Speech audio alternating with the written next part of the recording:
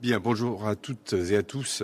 Merci d'avoir répondu présent pour ce petit point presse de méthode au terme des premières 24 heures de consultation que j'ai pu avoir avec un certain nombre de forces politiques représentées à l'Assemblée nationale et au Sénat, quelques jours après la démission du gouvernement suite à un certain nombre de problèmes partisans sur lesquels je ne reviendrai pas et pour lesquels j'ai accepté la mission que m'a confiée le président de la République au regard des 3 semaines, derniers mois de discussions, de négociations, de paramètres aussi de fond budgétaires et sur d'autres sujets, d'essayer de trouver un chemin. Et ce soir, je me rendrai à l'Élysée pour présenter au président de la République les solutions qui sont sur la table, si nous arrivons à trouver des solutions.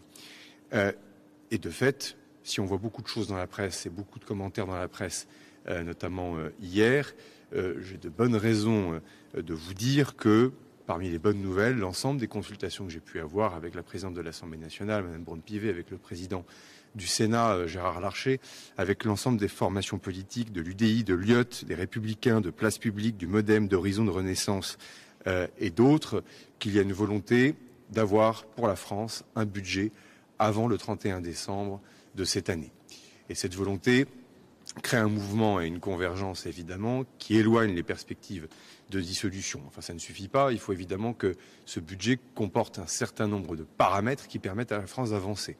Je pense pouvoir dire aussi qu'il y a une énorme vigilance des formations politiques à dire attention, la situation politique dans laquelle nous nous trouvons peut emporter des conséquences économiques, sociales, y compris en matière d'emploi. Et ça, évidemment, c'est un paramètre qui est absolument clé, protecteur, sur lequel nous devons aussi nous accorder. Et puis, troisième chose, évidemment, la réduction de notre déficit, qui est clé, y compris pour la crédibilité de la signature de la France à l'étranger, notre capacité tout simplement à emprunter, donc l'impact aussi sur les taux d'intérêt, ce qui est vrai pour l'État, ce qui est particulièrement vrai aussi, évidemment, pour les ménages et les entreprises. Et tout le monde s'accorde à dire, en tout cas dans les rendez-vous que j'ai eus hier, que la cible de déficit public doit être tenu en dessous de 5% du déficit, et c'est-à-dire en clair entre 4,7 et 5% de manière définitive. En tout cas, je vous rends compte de ce qui m'a été dit par les différentes formations politiques qui témoignent d'ailleurs d'un chemin de responsabilité.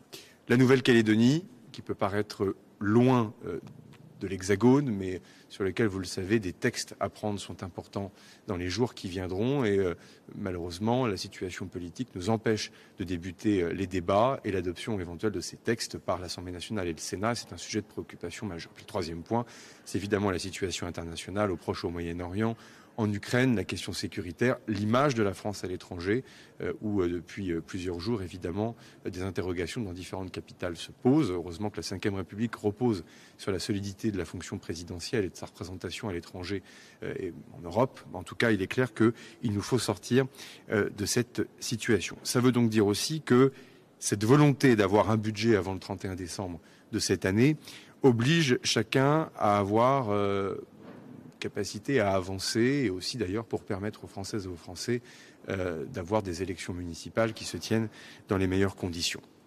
Sur cette base, je recevrai l'ensemble des forces de la gauche républicaine ce matin et ce midi pour voir quelles sont les concessions qu'elles demandent aux autres formations politiques pour garantir cette stabilité et quelles sont les concessions qu'elles sont prêtes à faire aussi, le cas échéant, pour le permettre, car j'ai cru comprendre qu'elles aussi souhaitaient que la France puisse se doter d'un budget avant la fin de cette année. Et donc on le voit bien, de ce moment de difficulté, de crise, crée aussi un moment de responsabilité sur lequel j'espère pouvoir trouver un certain nombre de solutions pour les présenter ce soir au chef de l'État. Qu'il me soit permis de terminer par un point qui n'est pas que technique, puisque j'ai pu voir qu'un certain nombre de Françaises et de Français se sont émus.